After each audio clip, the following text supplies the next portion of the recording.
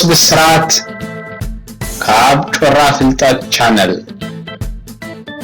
ኣብዚ ዘለኹሞ ሰላም ወሰናይ እናበልና ካብ ጮራ ፍልጠት ቻነልና ዝፍነው መደባት ተኸታተልቲ ክትኮኑ ብኽብሪ ንዕድም።